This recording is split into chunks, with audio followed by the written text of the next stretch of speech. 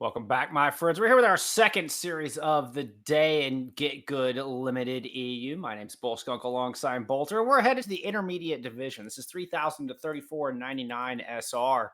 We're still in our single elimination qualifier round, and we're going to have Ramen and Power Corgis fighting to move on to that top eight. Yeah, both teams are gonna want to be looking towards getting towards that top eight and be in for a shot to win this tournament. And I mean, following last game, this one surely has to be a good one too.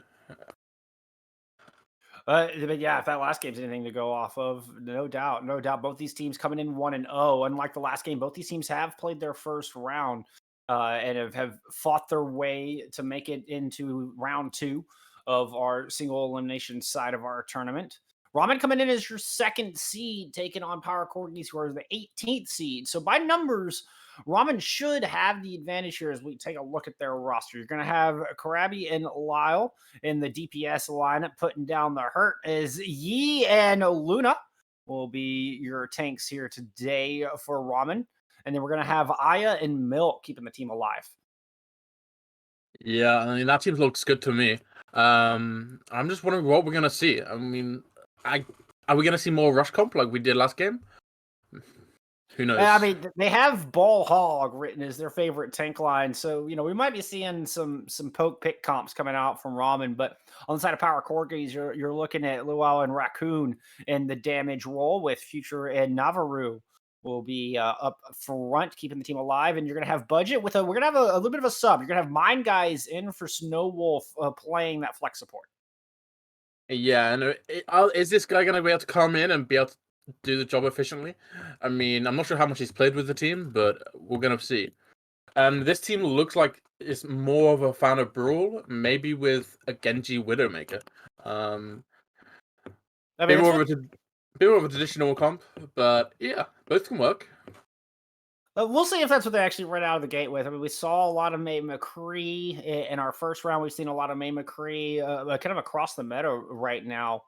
It's been very prominent with Diva in the off tank role. Navarro looks to opt for the Zarya, which I think is a really powerful choice. The Diva's great against the Mei, but with the Zarya, you can help out your front line just that much more. Keep your Reinhardt in that battle. Now, if we get the Wrecking Ball Hog, if we get the Hog and Ball coming out from Ramen, like this might all go out the window because you got to play completely different against that as you do against a mirroring Brawl comp. Yeah, you've got to play. I mean, the other team are going to be way more split, so you have to either be a lot more passive or be very, very aggressive towards one key area. And it's just how they're going to play it. I mean, it depends if they can have a very, very good hit scan and they can just sit back and get the shots off, or if they want to get in and get the tanks in and get the tanks being a bit more effective. Well, it's going to be top seed choosing our map, and Ramen have chosen Busan to start off this series. It's going to be loser picks from there in our first of three series. And like I mentioned, this is single elimination. This is win or go home right now. Once we get into top eight starting tomorrow, we'll get into a double elimination bracket. But right now, there's no safety net. Not at all. And this is like, yeah, you got to win this game. You have to win this game if you want any chance in the tournament going forward. And what do you think we're gonna see here? This is definitely a map where Ball and Hog can work quite well. I mean, I would anticipate. I mean, if you're gonna run it anywhere, this would be a great spot. And indeed, Ramen are showing us the Wrecking Ball with the Roadhog to start things off. Krabby on the Echo. Lyle gonna pick the Tracer. Nothing surprising here. I'm curious if this Moira is that's what's really standing out to me right now, because the Moira is going to struggle to heal any of these teammates. There we go. The Mercy makes a lot more sense. That's what I was expecting to see. You're going to pocket that Echo as they try to run into the double shield of Power Corgis. Yeah, I think that's going to work really, really well for them. Just sit back and poke both tanks. Yeah, Lunasimp and Yeboy are going to need to close the angles down very, very well to stay safe against this double shield bomb. And Power Corgis are going to have to get the Discord on and focus the Luna down early, and then they can put the rest of the team forward. They'll come in, Discord on, but Krabby's right there with the speeds. Able to find first blood in our series. Just outside of that immortality, my guy is already very low. Navarro is going to be the next deleted budget, and L7 falls thereafter. Ramen will find first control. Yeah, and Ramen were taking multiple angles, and the big boop and slam through by Lunasim. Let Krabby Tom come in from above and get some huge stickies down and get the opening kill, which was really, really good play. And the good thing about Ramen's comp is you can play from multiple angles and then just surround the Power Corgis double shield. The Power Corgi is going to be very stationary, while the Ramen is going to be dodging and diving around them and getting that little bit of damage in just until they're ready to engage and get the pick. Power Corgi is going to be easy pickings unless they're focus firing spot on as the hook comes through. Wow, falls and right out of the gate. There's the slam, the focus field over the top. Wow, right there with the follow-up. Whole spot does get denied, but you know what? You built that up so fast, it doesn't really matter. It's still a fight win for Ramen. Yeah, that really doesn't matter. And the fight win is just so important. They're playing really, really well, and Lunasimp is consistently like controlling the team. Both those fights, they're all engaging off that slam, which is really, really good play in this Hog and Bull Torture comp. Wholesale swaps coming from the Power Corgi. They're going over to Echo Tracer, Wrecking Ball Diva of their own, but Krabby is able to get the better end of the Echo Duel and denies the res, finds the kill on the budget, and that is a quick two-player advantage for Ramen, and they're going to pursue that advantage all the way up to the choke. Yeah, and they're playing really, really aggressive here. They're just getting a slight advantage, either on a pick or on abilities, and they're just pushing that advantage and making Power Corgis back off. Power Corgi is finding a little bit of room to work. Mine's out over the back though, and that means Stomper's not going to have much support. Wow, able to find a kill onto Ana, and speaking of support, that one is gone, sustained, notably absent. Everything needs to get on. Diva throws down the self-destruct. The kills continue to pile up for Ramen. Yeah, and the thing is, Ramen is taking the wide angle and keeping the multiple angles, while Power Corgis are all pushing through one area, which is not what you want to do in this comp. That is a 1-0, 100-0 victory here in our opening round of Sanctuary. Yeah, and Ramen are looking really, really comfortable on this comp, and they're playing it really well, but it's just like you can't play it as well on Mecha Base. On downtown for sure, but Mecha Base is all about the brawl. And Power Corgis, well, what I read from my notes is that they're a bit more comfortable on this brawl comp.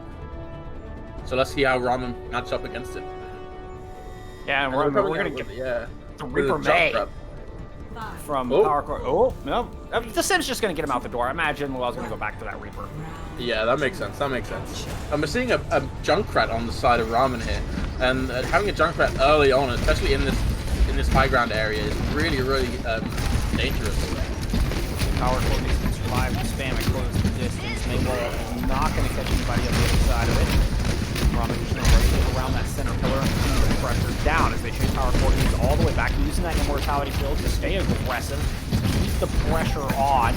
And now Power Corgi are finding themselves caught in a corner. This is going to be particularly dangerous with all that spam, but the Maywall separates Litter from the rest of the pack.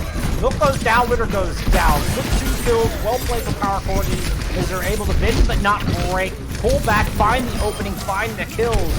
And it was an early cap from Ramen, but Power Corgi is going to flip it right back. Yeah, and Ramen were playing very, very aggressive there. They were taking it off the Power Corgi's choke, but Power Corgi's biding their time, playing patience, and choosing their moment. Huge slam. That's a 4-man, quick 2 kills on the board. Make that 3. And Ramen wastes no time striking back with a massive Earth Shatter, and they're going to get this point right on over back into their favor. Ramen are not biding their time. They are 100% all the time, pushing in and playing super, super aggressive. But it's working for them. I mean, they've got the higher, they're one round up, and they've got the point. So it's working. Now they've got a Graviton Surge to hold this choke. Maywall, kind of as a feint, as Power Corgi rotate all the way around towards the side. They push their own. Graviton whiffs entirely. The Shatter comes through, finding 2. But the kills are getting created. It's going to be a +1 to Power Corgis as the Blizzard comes out, and that's going to be the difference maker on the back of this fight to help them close it out and get the point right back. This objective just keeps flipping hands. Yeah, and it just goes to show both teams are playing really, really aggressively and just taking these fights as they come. Power Corgis with a huge rotation there, and he just caught Ramen off guard. I don't think they were expecting it. And then, yeah, boy, with an absolute whip for grab. That's going to come up later, and it's going to punish them. Very smart kill, but it is a great fact that there comes from Navarro. It's huge to follow up there. The immortality kill was out. The animation has been really at bay. The Power Corgis were not able to follow up. Now the double damage is out from Ramen as they're trying to control this high ground, but they got to work through the 600 shields from Budget Sound Barrier. Looter cannot, and it's going to fall to Navarro. He's trying to find the kills, but they're going all the other way. Does manage to pick up one. Is it 100 charge? Let's see Power Corgis find that kill. No! Yeah, it is going to escape with that massive glowing amount of charge. Yeah, Luna... Oh, wait, wait, kill! Oh, that could make the difference. Luna used the Animatrix early there, and no one was with her. Like, she had to rotate away from the Animatrix to help her team. But she gets a pick on the Reinhardt. That is absolutely massive. And neither team could hold point. And it looked like she was in trouble, but alas, they're able to find that kill, get the kill onto Nablin, aka Future. And it's just all downhill from there. There's not enough sustain. And now Power Corgis are in just complete disarray. Yeah, for sure. And like, it's like both teams want to attack this point. They just, we don't want to defend. We don't want to keep control of point. But big ultimates are coming up on the side of Ramen. Ramen have Ripfire, who's going to win a fight on its own. Grab and a high noon. With no beat on the side of Fire's gonna find one, but the shadow comes through from the other side, and there's a colossal one to Power Corgis as they manage to fight their way out the door. They lose one along the way, and it's a 4v4, 4v3, and nobody can touch Cart. Well, objective that is Ramen are gonna take map 1 of Busan 2-0 in an early lead in the series. Yeah, that was a good win for Ramen. I mean, you can tell from how this team is playing already. They are super aggressive, and it works for them. But sometimes they get caught out. They've been overusing ultimates, using them in the wrong positions. But I think they're just pure aggressiveness have been winning them most of these fights, and been keeping Power Corgis kind of in a bit of a mess. It's working for them. The tail of the tape is going to be very similar to what we saw in our last series, as we see in the cards that, yeah, boy, had a 71% average energy. Quite high. It's a lot of damage coming out of your Zarya. But what I was starting to say is, you know, Ramen looked to be your hyper-aggressive style of team. I mean, just throwing ultimates out on a whim, almost a little haphazardly at times. And Power Corgis are going to be more of your counterpunch team. We saw that excellent kite back, and in a situation where I thought they could have been in a lot of trouble getting themselves cornered with a Junkrat on the opposition, and they managed to find the kills, put the Maywalls up at the perfect time, and counterpunch back. So Power Corgis need to find that balance to survive the initial onslaught and then find those openings to work if they want to try to bounce back in this series. Yeah, especially when they're defending. When they had the point there, they kind of let Ramen attack them too much. They took on too much pressure when they should have been hitting them back, if I want to say. Like, so they were they were letting Ramen push onto them too much, which was losing them fights. But going forward, I think Power Corgis have got a sense of the game, have got a sense of the team Ramen are, and can adjust. That's what they need to do going into this next map. Well, speaking of maps, it is Power Corgi's map pick in this loser pick series, and they have chosen Rialto to be the battlegrounds for map number 2. And I'm kind of worried about this pick. I gotta be honest, because I feel like it's going to give a lot of room for Ramen to go back to the Wrecking Ball compositions, give them a lot of room to work and find angles on this dive. They look supremely confident on Sanctuary, where they won 100-0, and their dives were very well coordinated with the Tracer and the Echo. Yeah, really well coordinated, especially on this first point. The first point is a big, wide open area where they can attack from multiple angles and multiple routes. And I'm worried. I'm worried for Power Corgis here. But the good thing is, this map does let you play Ryan, let you play a Brawl comp, and it does work for you, especially on point B and point C. Absolutely, with those tight corners and narrow streets of point B in particular, and then C is just very confined. Certainly, once you get into the cathedral, I mean, a little room for double shield as well if they choose to go that route. Though double shield seemed to just get picked apart by the dive composition, the dive poke of Ramen. Yeah, I agree. I don't think double shield here is the play, just because of how we saw they struggled to play it on Yeah. Busan, and especially point A. If you're gonna pull out double shield, maybe pull it out for point B or point C. But I think you're gonna struggle to play it against the full hog comp on point A. I think it's just gonna leave them too much room to attack you. I'd have to agree with you 100%. Hmm. I'm concerned. I'm concerned. We'll see what power Corgis end up running out with as they're going to go on to the attack first. Ramen on the defense. They flashed us a little brawl, but we'll see what they end up settling on as they look to extend their lead to 2-0 in the series. Yeah, you can never tell. They might just be memeing her, playing like, I don't know. We saw in Overwatch League Season 1 how like everyone just used to pick Symmetra in spawns, and then just always switch off. Oh yeah, it became the running joke because Sim had 0 playtime throughout the entirety of Season 1. The good old days. Indeed, indeed. And as anticipated, Ramen are coming out of the gate with the Wrecking Ball and the Roadhog. The exact same composition we saw on Sanctuary. Yeah, I think that's a good plan. And I think they're going to struggle to attack this. It doesn't really give you a good target to attack except for the Zen. But the Zen's going to be playing so far back. A little bit like it's tucked out the way. I just want to point out that I think Lunasim is having a really good game so far. Like their ball skills, it's really good for the level they are. And their coordination with their dives is very well executed. Map 2 of our intermediate matchup has officially begun. Double bubble from Power Corgis. If there's anybody that can close that long distance on the Zenyatta, it's gonna be Noblin on the Winston. Yeah, and when you have a Zaya bubble to match with that, it gives the Winston a lot of time and a lot of support to jump in deep and then get out safely. So I think it's a good pick here for the side of Power Corgis for their attack. Speaking of picks, well, on the Widowmaker might be able to do some work on that back line as well. Double bubble pushing up the front line, trying to maintain control of the high ground as this cart closes the all-important corner and the battle for courtyard starts to break out. Yeah, this corner is a hard one. So with both teams playing kind of open comps, this one is less important than it is if both teams are playing like rural comps. Oh, and a big hook there from Yebboy. Yeah. IS already out of the fight. Nice slam in, budget goes down, but Yebboy falls.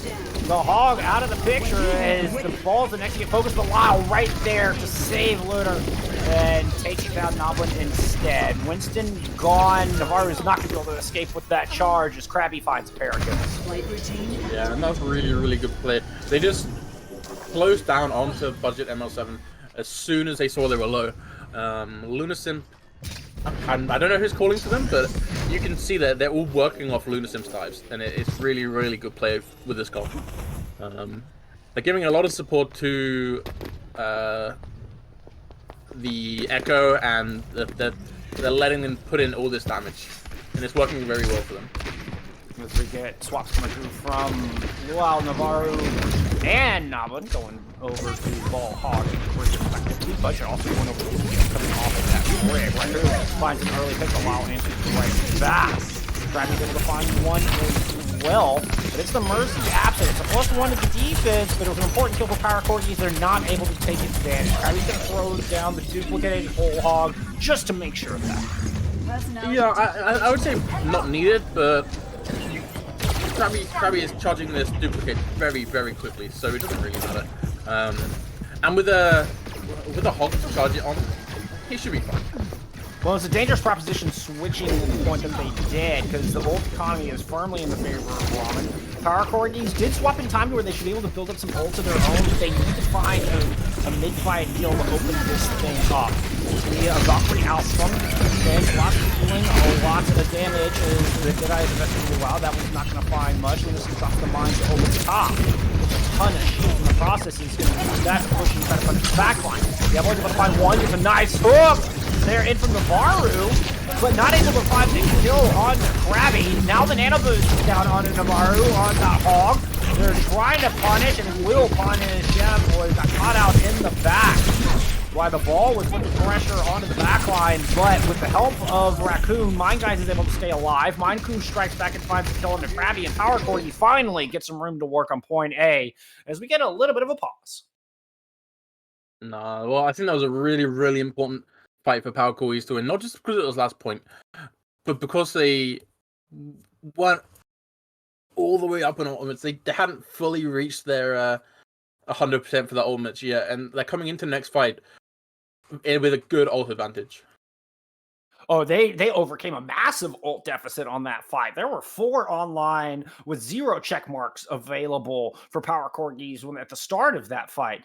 And despite that, they're able to survive the mines. They're able to push in, survive the early Valk, which was, damage boost for the whole team, the whole defense.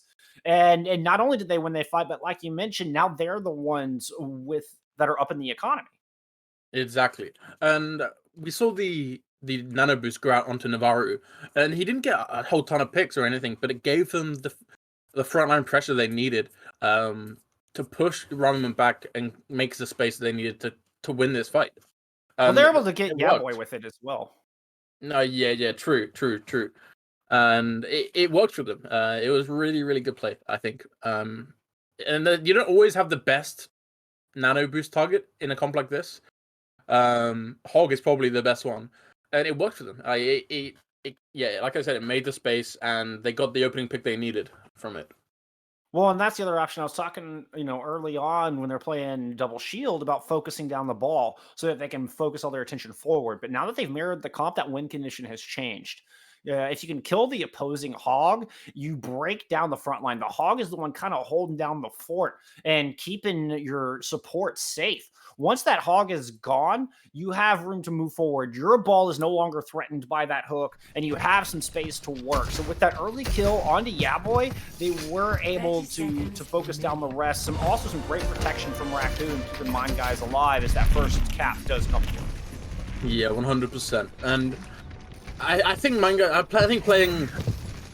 I mean, I can't see why they're playing a Lucio into the combo, but the Ana is working very well for them. Oh, nice stick.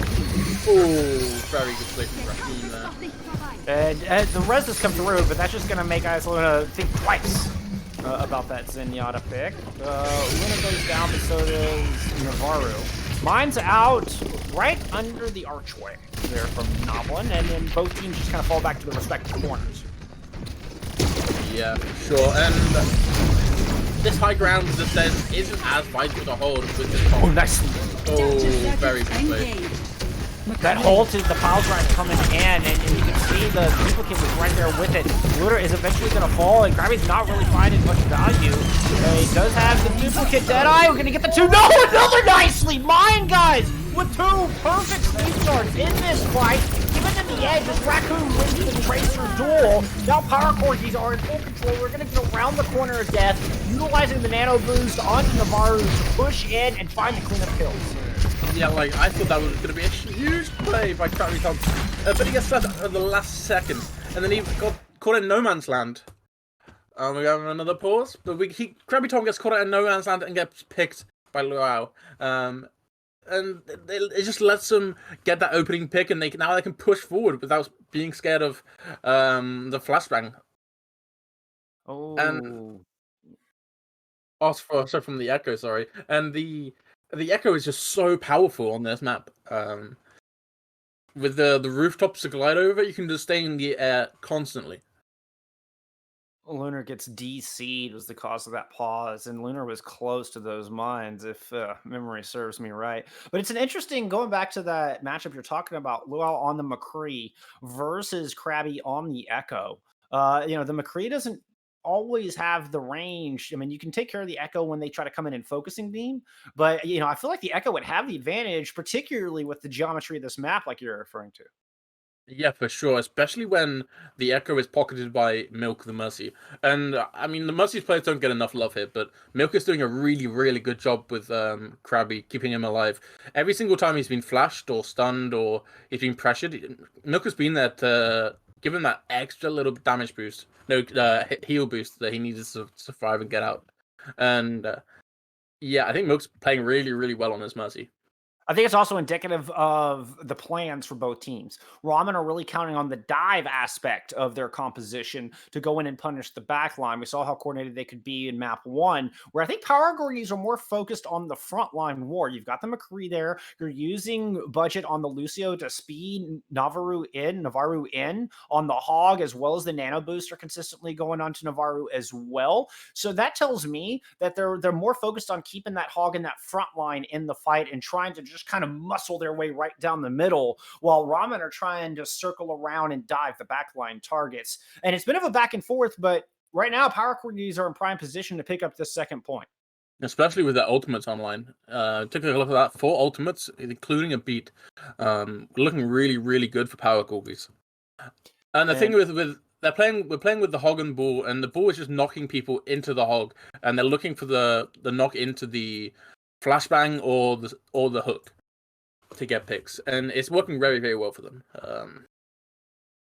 Yeah, despite the recent nurse coming through, I mean, that knockback is still very strong. You put them into the range of that Hog, you put them into the range of that McCree, and they're all but dead.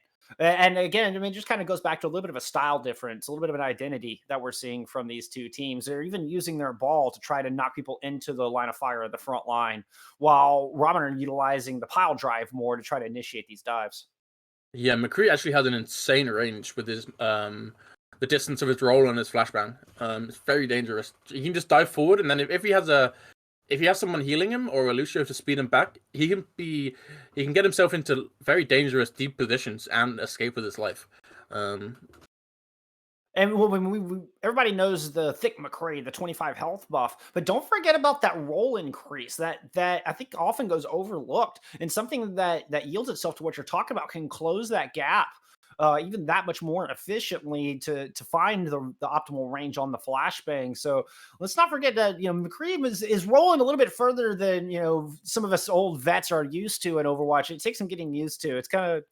It reminds me of the Genji deflect. Like I'm still not used to the two. Like I have so much muscle memory on the Genji deflect. I think there's a similar thing with the McCree. Like maybe if your muscle memory is just so in tune to that distance, that length and range, even though that buff was a little while back, could still surprise you.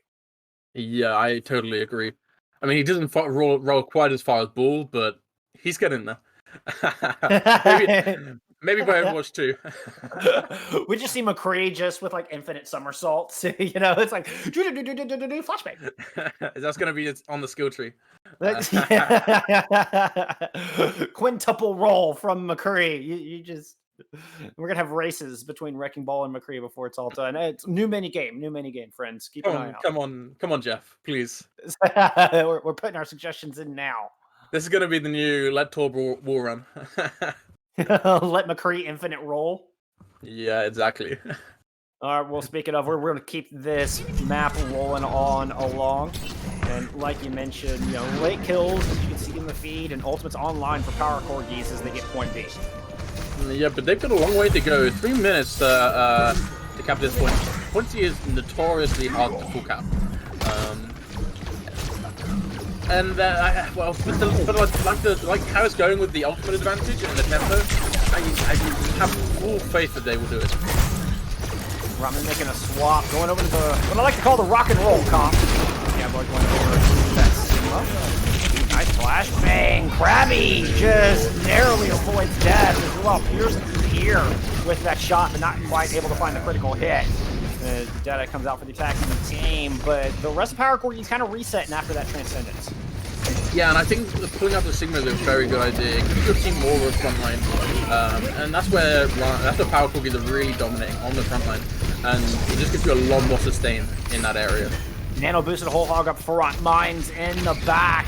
1 kill down. 2 kills down for Power Corgis as they turn the final corner and make their way into the Cathedral. They still have a sound barrier to work with as well. Yeah, for sure. And they're looking really, really dominant. They're rolling through point C. And we're coming up with a, like you said, a sound barrier. And I wonder if they're going to play this. Yeah, they're going to play it aggressively here instead of using it reactively. Absolutely, they're gonna push in, but not really find. I mean, there's some damage going down, but not really a lot of kills to show for it. And IS is gonna be the one coming up with an important pick, taking the pressure out of the back end. Lyle's able to find the support of their own, and Ramen hang on. Yeah, they do just. And maybe Budget MS7 should have used that beat drop defensively and reactively to run. They're coming out of spawn very, very aggressively. And now Krabby Tom, yeah boy, Luna Sim, and yes, Luna coming up with that ult. This is gonna be last fight, maybe, if it's the long one. This could be it. Finds out early, and that's just gonna keep Power Corgis. They buy more time and kind of ensure they are in final fight territory, or final opportunity to cap point C. Transcendence? I'm not quite sure what prompted Transcendence there from IS, but that's now off the table as the Critic Flux comes through, and now they're really going to wish they had that sound barrier. They get slammed down. Nano boost onto Navarro, who's swapped over to Zarya, but they're still just getting chased out by the duplicate. Zarya is Krabby. The Doppelganger burning them down. 90% of bonus Krabby's going to go and throw it in to hold Navarro in place. They will eventually find that kill with 15 seconds left on the clock. Yeah, and the grab lasts after you switch back to Echo, which just holds them in place for you to sticky bomb. I mean, at least long enough to get that focusing beam down. Now we got time. Now throws mines over the heart. Is able to pick up one with them. Now he's got to stay close. Make sure. Now first, like be on heart, and defense knows it. They're able to just pounce on him from all sides, find multiple kills. Wow falls as Mind Guys wins the fight in the back. There's still a couple of members of Power Corgis on this point. 4 as a matter of fact. But Navarro's in a lot of trouble in a flurry of sticky bombs. They will get healed up and burned down Krabby, but 2 kills from the other side. Raccoon was caught in a duel with Luna on the right-hand side, and the rest of the front line is going to get burned down. But Summer is there as Luau returns on the legs, rushes back into the fight, and is able to pick up 1. Lyle's going to land the full thumb onto that soldier, take that bulk of the damage off the battlefield, and this should just be cleanup for the defense of Ramen as they get that kill onto Budget. Yeah, and when they switched off the Hog, they've just lost all the support they've had from Mind Guys in the backline. Luna Simp has just been harassing them the whole time of that last fight, giving them no space to heal the team. Really, really unfortunate there. And I think the switch off the Zarya just meant that, yeah, they had no CC left. The Mind Guys did a good job of winning the duel against the Tracer in that one fight. I mean, a great individual effort. But even at that, they're not healing their team. They're not supporting the front line. And they're not able to keep the sustain going so that Nabun and Navarro win the tank battle. Yeah, exactly. And that was a really, really good player. I think Mind Guys could have played a little bit further back, but then if he was further back then, he would have been more susceptible to the dive. Ready for battle. Well, Power Corgis, they weren't quite able to finish, but this is one of the most defensible maps in all of Overwatch. They still have a great opportunity to tie up this series if they can hold Ramen outside of the Cathedral of Point C. Looks like they're going back to the double bubble to try to make that happen. Well, really? Locking the legs again? Soldier 76 on the battlefield. Okay, that makes more sense. Well, I mean, they're still locking legs. I mean, you do not see any legs being played that often at the minute, but just because of how good McCree is lately. But I love Soldier. He's such an OG hero. He's always good to see. Well, the Soldier provides some extra healing for this composition. So we got Greg Zen in the back line, right? Not a whole lot of raw healing, certainly since Power Corgis are probably not going to have a lot of people around to benefit from the Inspired. So Nabun and Navarro are going to play a little bit more Brawl style, as you tend to do a double bubble. Like, it's not a dive version of the Winston comp, as they try to hold high ground.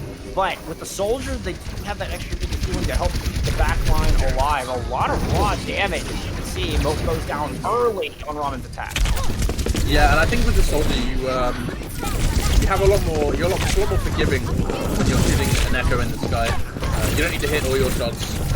You can sort of track a little bit more, and it's working for them. He got the early pick on them, and yeah, they're coming into this fight with a 50 seconds knock off as well.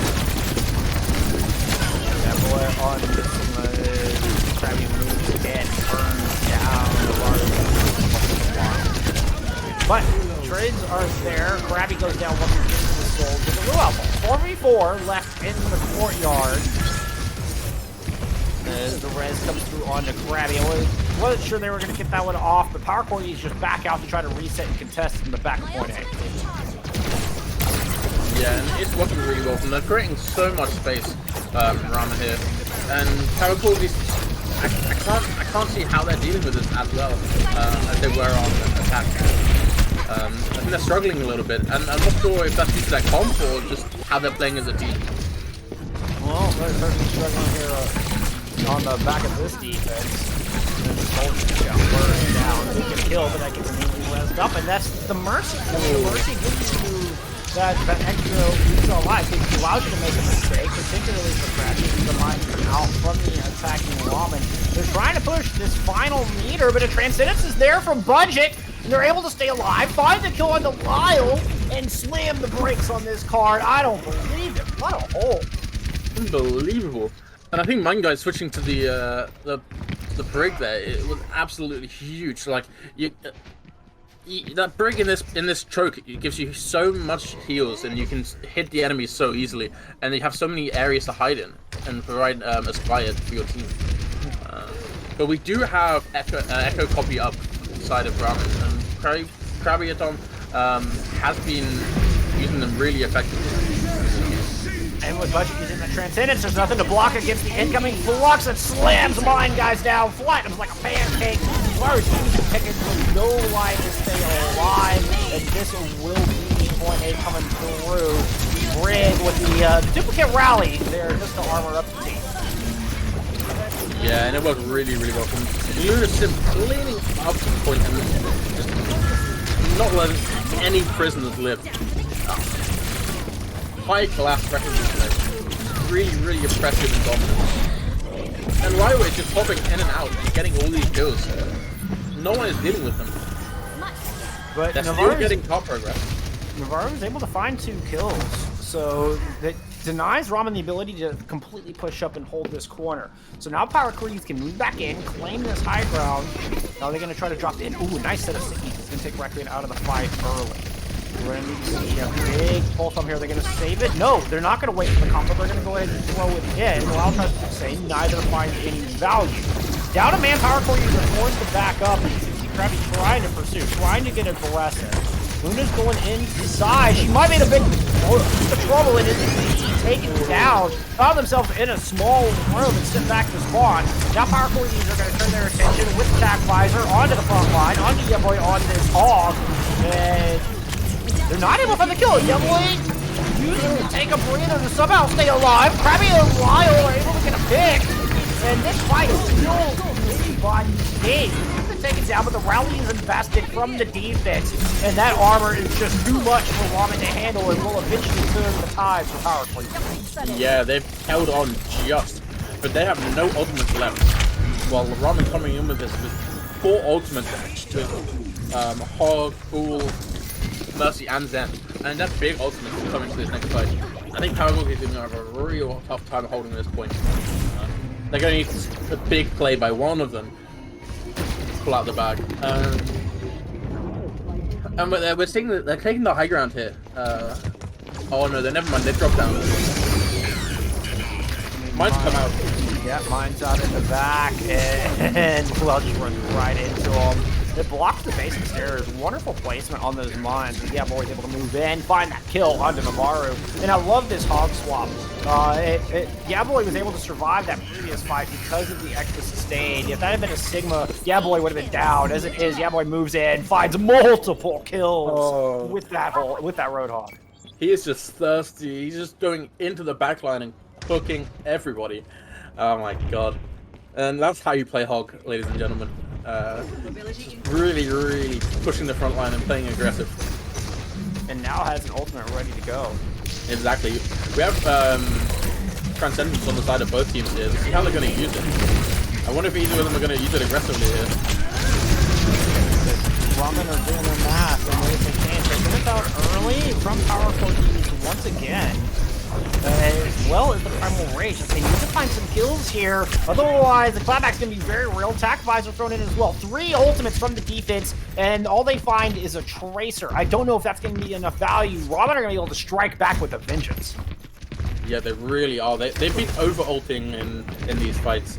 And they're coming up with Copy. They're going to have Mines and the Transcendence coming into this next fight. And Power Corgis is going to have to, again, have to pull something big out. And they need Noaru to have a big crowd here for them to have any chance. They do get on to the three that Luau has recently swapped over to. Is trying to burn that down. Taken out of that form before able to pull the trigger on the ult. Still some good damage done as they try to fly in and burn them down with the focus of mines over the top. Are going to take down Budget, which they have that Transcendence now as there's mines everywhere. It's going to be a Graviton Surge thrown in, but there's nobody left to follow up on it. They will find the kill on a Lunar. They're going to go ahead and match the Transcendence, and Ramen are going to try to push this the rest of the way in. They don't even have to make it all the way to the Bastic Cathedral. They can close out this map, put themselves on series point as they find kill after kill after kill. My God, with a wonderful hook, throws down the hole. I'm just going to push Power Corgis all the way off this objective, and that is going to do it. Ramen will take Rialto in a 2-0 lead in the series. They are now on match point and looking to stamp their ticket into the top 8. Yeah, and Ramen are looking really good here. They're playing whatever sort of bull comp they like, and they're playing it well. If it's the Bull Sigma, Bull Hog,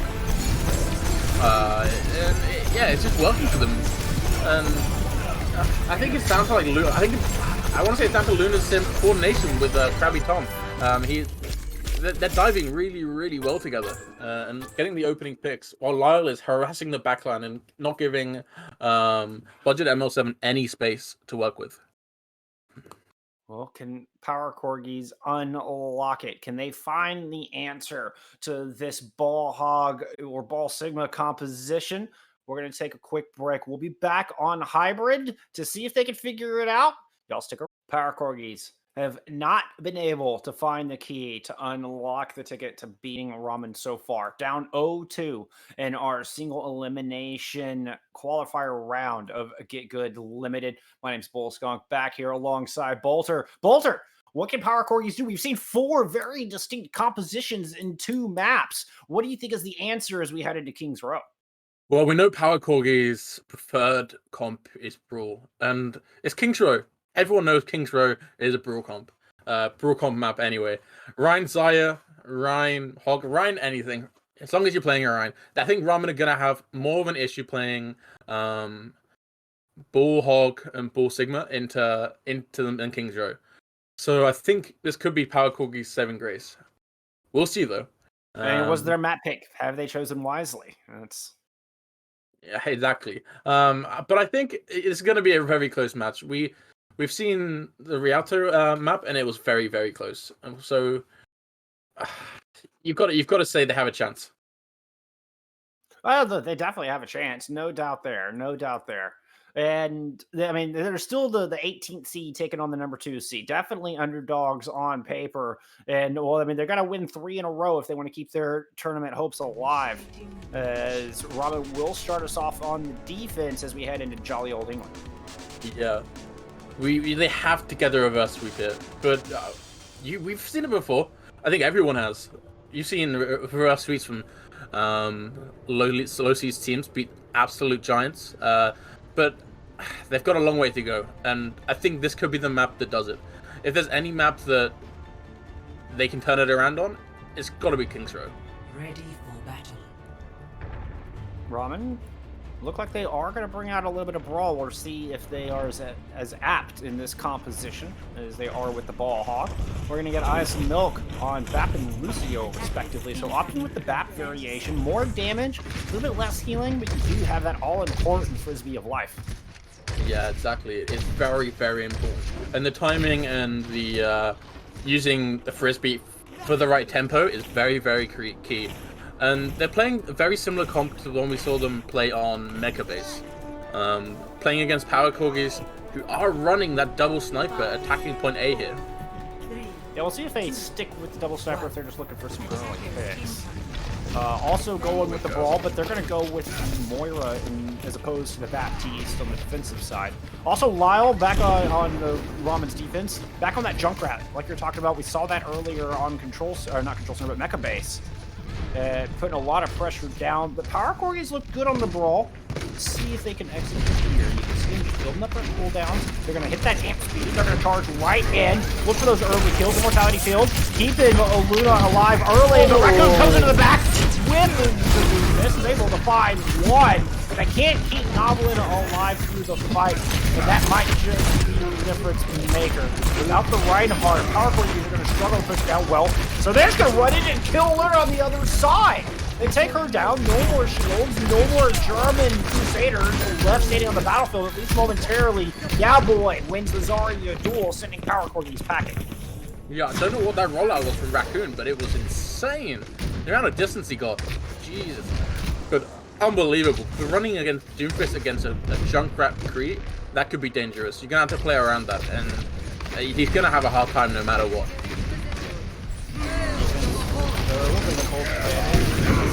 There he goes again! Raccoon flying from downtown, but there's a 4-man shatter coming from the other side. Luna's not able to follow up on it. Raccoon lands the right hook, sends the Reinhardt back, and here come 2 kills the other way. Lyle trying to keep Ramen in this thing as they get 2 with the mine, but progress coming through on point A. Yeah, they're backing up. They look like they're taking this point. It doesn't have the capability of touching here. But that was a really, really good play from Raccoon, getting 2 early picks. And now he has his media strike, so he can go even deeper on this point B. Belial has got them Riptire, and I wonder if they're going to use an early Riptire hit to get control of the choke. If they can beat Navarro to the punch, then they can outpace the combo. It's going to be a Graviton Surge and Matrix combo. That was nasty. That was just dirty, Ramen. Then they find 2 quick kills and win the fight with that big combo. Yeah, that was really, really big. And yeah, boy, charging that grab very, very quickly, especially since they lost the point. But it is really, really important for them to take that defense fight there, just so they can have control of this choke, and it's a great place for them to hold. I'm expecting my guys to use coalescence early, try to get Navarro in a position. Entire from the other side finds 2! Navarro not quite able to burn it down, and that's going to shut down this attack before it even begins. Really, really nice play from Ramen. And that's exactly what you need from Junkrat Tires. Charge them quickly and get enough kills to end their fight. It's exactly what they need to be doing here. And then they're looking to take high ground off them. And that's going to make the Junkrat a little bit less lethal here for the side of Ramen. Milk is up there. He's going to scout it out. He's just waiting for the boot to go. Nope, doesn't quite get it. Oh. Line, no power force drops down. They still in the grab. Coalescence coupled with the Space Jam is there. They're not really able to keep with it. Ayas with the perfect immortality kill denies the big wombo combo, but it's the Deadeye from the high ground that they weren't ready for. It's going to find 2. Power Corgis take advantage. They don't have any CPS left. It's up to the tanks to push forward and win this battle. And they're running into a very charged Gamboy on this Zarya. Ayas does come down. Navarro's able to find one, but they've lost their main tank now, and it's just Navarro with a pair of supports left. As another tire comes through, was going to take down Raccoon before they even get a chance to pull the trigger on that Hellfire shotgun. Yeah, they had no DPS left, but they had Navarro at 100 charge. I mean, that is hell of a DPS. And Noblin charged, but he went down, unfortunately. Navarro was enough at 100 charge to hold the front line. Coming into their next fight, Lunatic has Shatter, and this is going to be really, really important. Ultimate online.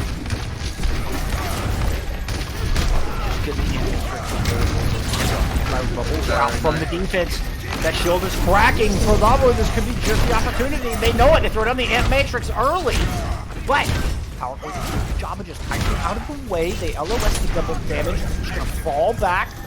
wait for their opportunities to return and strike. Coalescence out. Is going to use those signals. The shadow comes through. It hits the bubble. Great bubble from the Mario, and Luna goes down. Krabby goes down as well. The Raccoon has gone over to the Hanzo and immediately finds value with those storm arrows. The remaining 4 of Ramen are trying to hang on, but they're no match for the onslaught coming through the power Corgis. Yeah, and that's why having a Moira instead of the Baptiste is really, really important. It engages. You can engage with Coalescence of speed, and it is so dangerous for your front line being an absolute train of a powerhouse. I love this swap to the Hanzo as well. More shield break. You got the opportunity to get some distance kills either onto the back line or onto the DPS of Ramen. And you can see Raccoon on the high ground just keeping the pressure on. Already 2/3. Not to mention the big wombo combo that's going to be available soon of the Dragons with that Graviton Surge. Handle Dragon charges so quickly, and especially at the high ground, when no one else is able to contest you. Well, by the second pick of the fight for Power Corgis, they do lose Raccoon, so they're not going to be able to charge any more towards the Dragon. Yeah, boy gets the better end of Navarro, and I think that was just enough. That kill on Navarro is going to drive him back, and Power Corgis are going to have to reset. Yeah, 100% they have to reset. And I think Power Corgis are just looking for this grab dragon, and then of course Milk doesn't have that beat he used last fight. And that's so important for this next upcoming tonight, and this could be the last one. But they have fire. The tire is going to find one, but the Coalescence and the Dragons come out. Immortality Field denies too much damage from that. The counter shatter is there from Lunar. That finds 2. One goes into the pit. Milk sending Raccoon down to join the Omnix in the depths. I mean, you don't need an ult advantage when you have a Ripfire. They just pushed everything into that, and now they only have beat. Yeah, they use Coalescence, they use Shatter, they use the Grab Dragon combo. Yeah, the Power Corgis still lost the fight. Now they've got 75 seconds. See, yeah. And yes, boy has his grab up online. And they're gonna have so much damage to him that 100 charge. Oh, the beat is there, but an L7 keep him alive through it. The Ant Matrix is out. Lyle's gonna throw the mine right through it. That's a double kill through an Ant Matrix for Lyle. Power Corgis trying to stick around in this fight. They do still have a Moira keeping that front line alive, and Raccoon with a critical kill takes Eyes down. That's a bad draw, and Lucio left, which means Milk has to use this sound barrier if they want to try to win out the fight.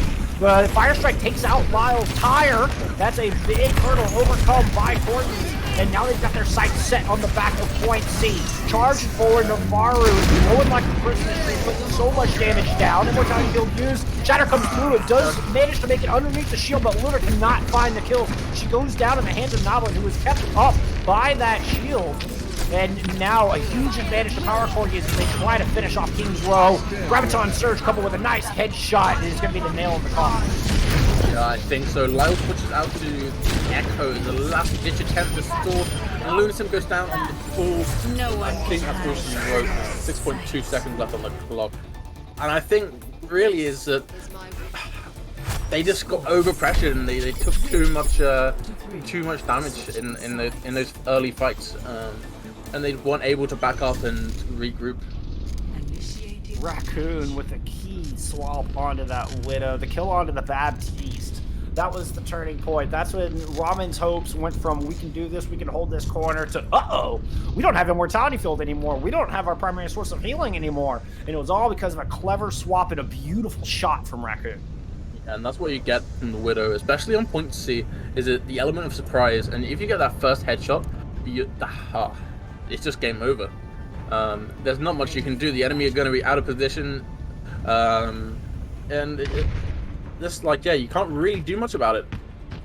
And also, before we move on, I want to take a moment to tip of the hat to Noblin, aka Future, for the heads-up awareness and fire striking that tire. That could have shut the whole thing down. Noblin saving the day with that big fire strike. Now Power Corgis going on the defense, hoping it'll be enough to start their comeback in this series. Yeah, and they're sticking on the Widow on both sides. That's what we like to see. Battle of the Widows, Krabby Tom versus Luau. And we have a pause here. And I think towards that end of the fight, the tank lines just really shone, and just, they were of Power because they were just able to keep that team very safe and made a lot of space for them to push in. But I also think that came down from the amazing headshot. Well, and Another thing that makes that even more impressive to me, Bolter, is that they had just spent all of those ultimates and lost the previous fight. Something that could have shook a lesser mental team, but they were determined. They still made smart swaps, knowing that they were going to be an disadvantage, and they turned that disadvantage into an advantage with the big pick onto the Widowmaker with the Widowmaker. And now that they've got 3 points on the board and they have precious time in the clock to boot. So they will be guaranteed an attack if this goes into extra innings. Another thing worth pointing out as we're waiting for our players to reconnect, we had a little bit of a DC here, was the cause of this pause. But Luau is the one taking the mantle of the Widowmaker on this defense, whereas we saw Raccoon landing those big shots on the offense. Yeah, I totally agree. And it's interesting that both the players can play that role. And you don't really normally see that from teams. You normally have one on a flex DPS who doesn't really play the Widow as much. And then it's interesting to see. Well, Luau's listed as their Widow player, right? Luau's favorite player, favorite hero, and most played hero is the Widowmaker. So Raccoon was the one kind of flexing those skills and showing us that wide hero pool. And man, that was clutch. That was absolutely clutch. What a play. Yeah, that was insane. And an insane Doomfist play on the first point. Oh, yeah, he's playing really well in this map. What's impressing me is that they're 2-0 down against the C2 team in the tournament in their division.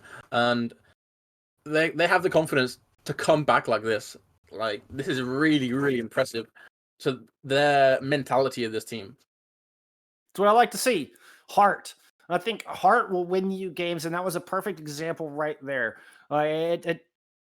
Smart composition pick, like the ability to choose the exact right swaps at the right time.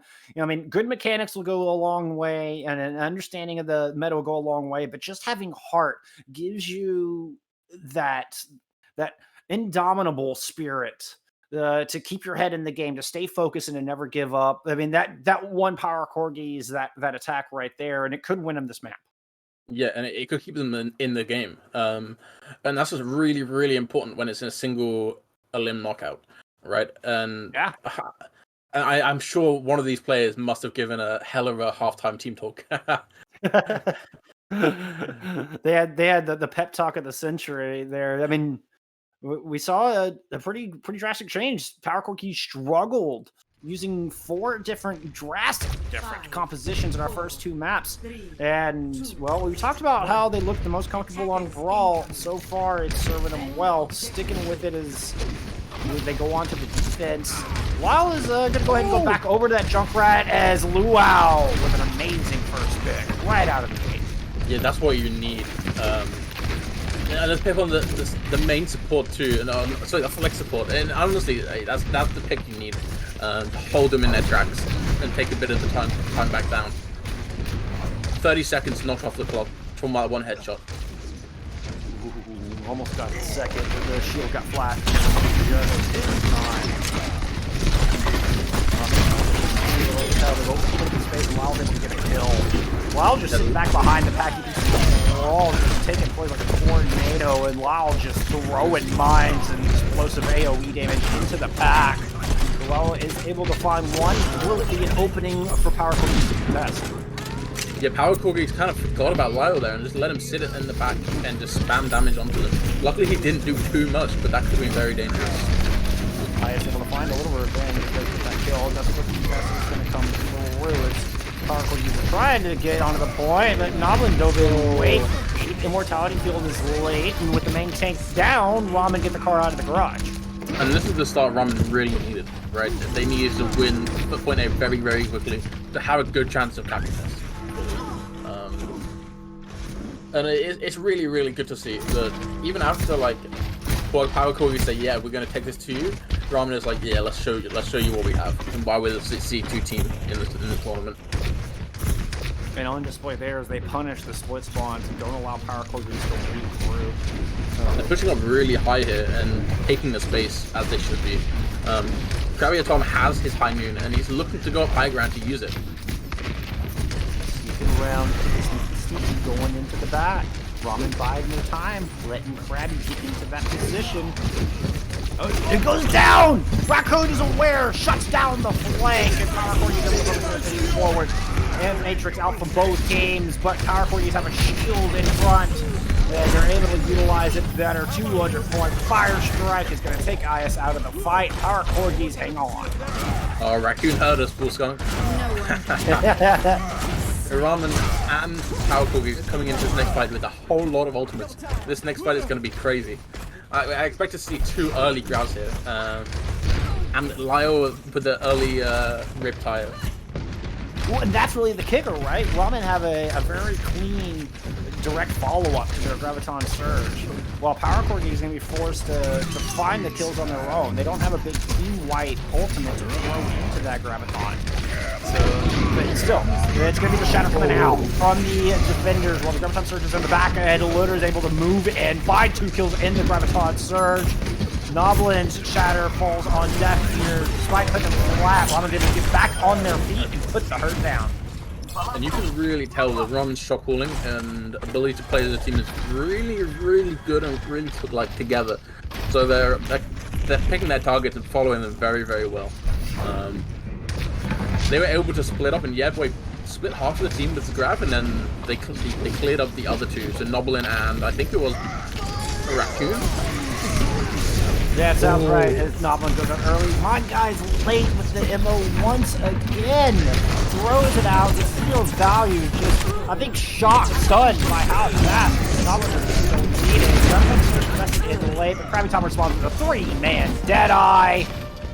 And that is all she wrote for point B. But they use all their ults, but so did Power Corgi, so it doesn't matter. They're both going into this fight with an open slate. They have Amp Matrix coming up, but we all know Amp Matrix can be a big ultimate. Combo that well with Fire Strike, that does a lot of damage. Brian flashes over the corner. Power Corgis are going to turn the corner. Pressure down. Ramen back up. Throw their Amp Matrix. They got to get out of Luel's line of sight. Wow, now it's taking the Widowmaker off the battlefield. Now Ramen can get aggressive. They don't have to worry about the headshot potential anymore. Lyle finds 2. There's still a +1, +2 is Luda with a big charge. Takes Noblin down. And Ramen are threatening to push this card in with a massive time bank. Yeah, huge time bank. And that's really dominating. They're like holding every choke they can, not giving Power Corgis an inch of space. Dragon! Point! 2 Shatter. And the follow-up is there. And that is going to do it. It's going to be 3 minutes and 59 seconds on the clock after the time is added back. What a time difference. Yeah, that's a long time. But we saw in the last match how far you can go in a minute, right? Power Corgis have to hold well on point A, and they have a chance. But after that domination on all 3 points, do you really see them having a chance here? Bullstock? I mean, Ramen had been showing us the Wrecking Ball compositions all day long, and we were wondering, can their Brawl serve them as well? Power Corgis favor the Brawl. That's of the comps we've seen. This is their preferred method of playing Overwatch, and still Ramen looking dominant.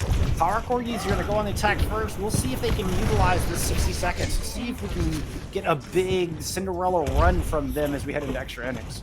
Yeah, I hope so. They're sticking with the same defense comp, but they were the Junkrat and McCree.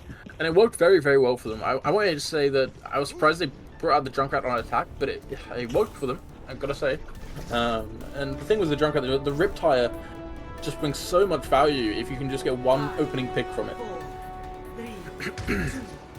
Raccoon flashes the Pharah, which, I mean, assuming they can avoid Ice and Krabby, can get a lot of value. Neither of them ideal at taking a Pharah out of the sky, and can certainly put a lot of pressure down on the Lyle. Once they get the Junkrat out there, they'll make the front line fight a lot easier. And the Pharah also does a good job of rallying PC like a herding dog. Raccoon forcing Ramen into that corner. Now, Luna's had enough to try to pick up the pressure down onto Noblin. A little bit of a push and pull from our Reinhardt. Very low, but it's Noblin who falls first. Mercy is down. No more res available. And it's got to be reset. You got 20 seconds, Power Corgis. Literally, you've got to get out of the enemy set now. And they're holding them, booping them in place. They're doing everything they can to make sure they don't get in time. They've got to switch to a Luso here and speed in. 5 seconds on the clock. Alvara's gonna go over to the ball. Bar's gonna have to drop out of the sky. Can't even make it down that far. Nobody touches. No percentage for Power Corgis. And now Ramen only needs 33% and just under 4 minutes to 3-0 this series and move on to top 8. Yeah, 4 minutes for Ramen to cap this. I mean, everything is pointing that they will. I mean, they've been attacking so well in these last three maps. And I just want to see how they do it. Will they be doing it with Brawl or with a Bull comp? Maybe they're going to pull it out for the memes. I mean, we've seen some awesome mental from Power Corgis. We'll see if that fortitude can hold strong here, as this is going to be an absolutely monstrous hold required if they want to send us to that map 4. And even so, they'll still have a 0 in the map score. Yeah, this is an absolutely mammoth task for them to hold this. But it is possible. Anything is possible in the game of Overwatch. We've seen this happen. But the whole team needs to pull something out and play the game of their lives. And they're playing it with a Farah defense comp. I think they're going to try and hope that they can't engage properly, and they're going to punish the quick engages of Ramen. Well, I mean, Raccoon has to find the kills quickly in these fights. Otherwise, Lyle spread spam damage is just going to be too much for Noblin and Navarro. Once the bubbles are gone, on the way. Yeah. Bastion and Tum with the Farah. I mean, why not at this point? Trying to keep the rotation from Ramen once again, pushing to that side. And they'll find one. Raccoon does find Lyle. A clutch pick from the defense. They've already given up so much presence, so much percentage on this point. Ramen don't even have to win the fight entirely. They just have to buy enough space to claim that 33%, and they do. Ramen close out Kings Row on their very first fight in extra innings, close out our series 3-0. Ramen, your number 2 seed, moving on into the top 8. Yeah, and I think deservedly so. I think it was a good performance all around by the whole team. I can't speak of any position where they were faulting in, and I think they're looking really, really good going into this tournament. Yeah, definitely one we're gonna have to keep an eye out in the intermediate division. Yeah, boy, with 27 high energy kills. I mean, once again, we're getting some good stats on the off tank player, and I hate to repeat myself, but I mean, I think Yaboy was the difference maker here again in this series. Like, the off-tank play is just so important. And whether it was on the Sigma, the Road Dogg, or the Zarya, Yaboy showed up and shelled out every single map. Yeah, I agree with that. And I also think that the Luna Simp on the ball as well was very, very good. But I think Yaboy just gave them that support that allowed them to pop off so much. And it was just good play all around by Ramen. Power Corgis put up a good fight. I mean, made a match of it, or at least made a map of it there at the end. But the unusual compositions of Ramen were just too much. And it's Ramen with the clean 3-0 sweep when it's all said and done. Power Corgi is going to be forced to watch from the sidelines now. Tip the hat to you. Hate to see you go, but our number 2 seed will be the ones moving on. Any final thoughts, Bolter, before I send us along our way? Yeah, I think just overall good games to both teams. Both teams and all players had standout moments. Even Power Corgis, they're struggling with certain areas of certain maps. They had times where they really shone, and I think as a team they'll be really good going forward. Well, we're done with our EU matches for today, but we will be back tomorrow with the EU region as we head into the double elimination bracket, the top 8 here in GitGud Limited. But we will have some NA matches for you here as well. So we'll hope to see you a little bit later today as we head to the NA region for the final day of our qualifier rounds. Until then, y'all look out for each other at Game and Out. And we'll see you back here a little later on for more Get Good.